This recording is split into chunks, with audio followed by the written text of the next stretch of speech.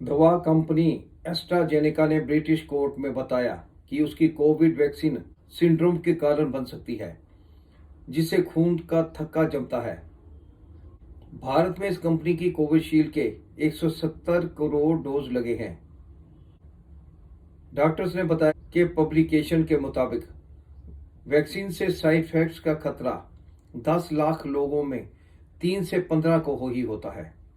इसमें 90% ठीक हो जाते हैं, यानी 10 लाख में 13 को साइड इफेक्ट है, तो इसमें जानलेवा रिस्क सिर्फ एक को होगा।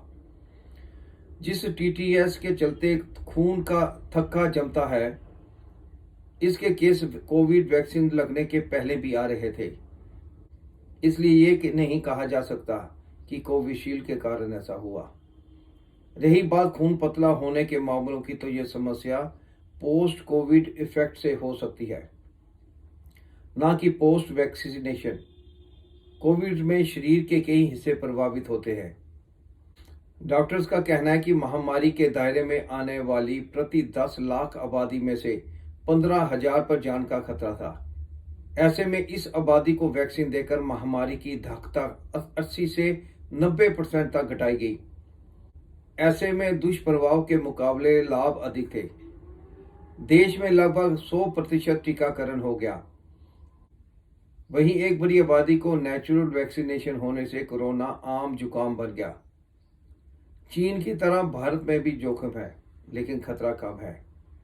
अच्छी बात है कि दुष्प्रभाव का खतरा समय के साथ कम होता जाता है। कुछ मामलों में साइड इफेक्ट चिंता की बात नहीं है, क्योंकि ये बहुत दुर्लभ मामलों में हो सकता है। भारत में कोविड वैक्सीन के कारण जान जाने का कोई मामला नहीं आया है। डॉक्टर्स कहते हैं कि सबका मेटाबॉलिज्म एक जैसा नहीं होता, कि किसी को वैक्सीन का साइड इफेक्ट 0 होता है तो किसी को 100%।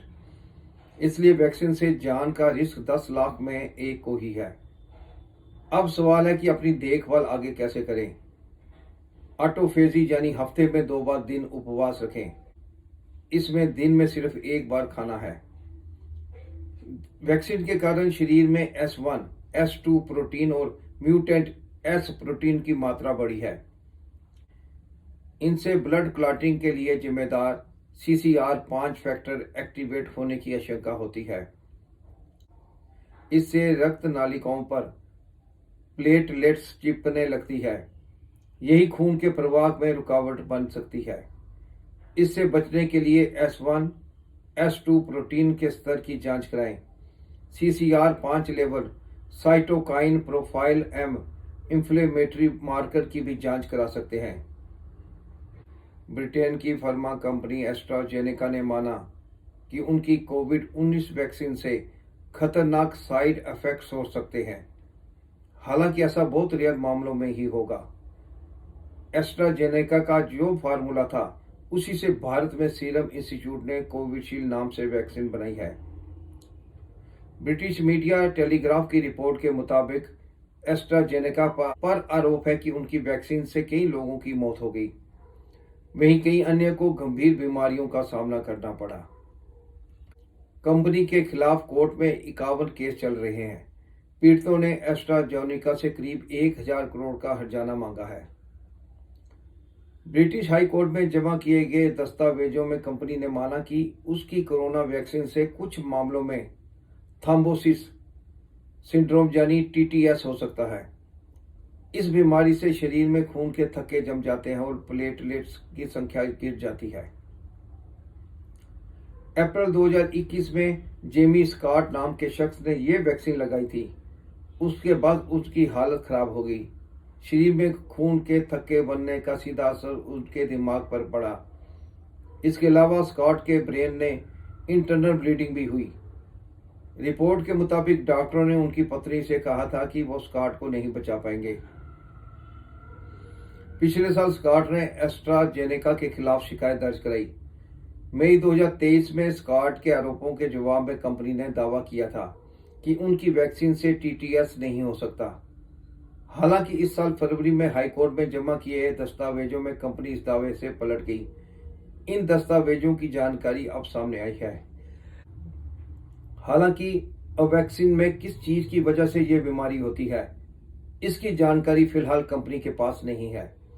इन दस्तावेजों के सामने आने के बाद स्कॉट के वकील ने कोर्ट में दावा किया है कि एस्ट्राजेनेका ऑक्सफोर्ड की वैक्सीन में खामियां हैं और इसके असर को लेकर गलत जानकारी दी गई। वैज्ञानिकों ने सबसे पहले मार्च 2021 में एक नई बीमारी वैक्सीन से होने वाली इम्यून थ्रोम्बोसिस सिंड्रोम की पहचान की थी। पीड़ितों से जुड़े वकील ने दावा किया है कि VITT असल में TTS का ही एक सबसेट है। हालांकि एस्ट्राजेनेका ने इसे खारिज कर दिया। एस्ट्राजेनेका ने कहा, उन लोगों के प्रति हमारी संवेदनाएं हैं जिन्होंने अपनों को खोया है या जिन्होंने गंभीर बीमारियों का सामना करना पड़ा। मरीजों की सुरक्षा हमारी प्राथमिकता है। हमारी रेगुलेटरी अथॉरिटी सभी दवाइयों और वैक्सीन के सुरक्षित इस्तेमाल के लिए सभी मानकों का पालन करती है। अब खास बात यह है कि इस वैक्सीन का इस्तेमाल अब ब्रिटेन में नहीं हो रहा। टेलीग्राफ की रिपोर्ट के मुताबिक बाजार में आने के कुछ महीनों बाद वैज्ञानिकों ने इस वैक्सीन के खतरे को भांप लिया था। इसके बाद यह सुझाव दिया गया था कि 40 साल से कम उम्र के लोगों को दूसरी किसी वैक्सीन का डोज दिया जाए। ऐसा इसलिए क्योंकि एस्ट्राजेनेका की वैक्सीन से होने वाले नुकसान कोरोना के खतरे से ज्यादा थे। रिपोर्ट के मुताबिक ब्रिटेन में 81 मामले ऐसे हैं जिनमें इस बात की आशंका है कि वैक्सीन की वजह से खून के थक्के जमने से लोगों की मौत हो गई। MHRA के मुताबिक साइड इफेक्ट्स के जूझने वाले हर 5 में से एक व्यक्ति की मौत हुई है। ब्रिटेन में फरवरी में 163 लोगों को सरकार ने मुआवजा दिया था। इनमें से 158 ऐसे थे जिन्होंने एस्ट्राजेनेका की वैक्सीन लगवाई थी। कंपनी ने यह भी दावा किया है कि उन्होंने अप्रैल 2021 में ही प्रोडक्ट इंफॉर्मेशन में कुछ मामलों में TTS के खतरों की बात शामिल की थी। कई स्टडीज में यह साबित हुआ कि कोरोना महामारी के दौरान एस्ट्राजेनेका की वैक्सीन आने के बाद पहले साल में इसे करीब 60 लाख लोगों की जान बचाई है।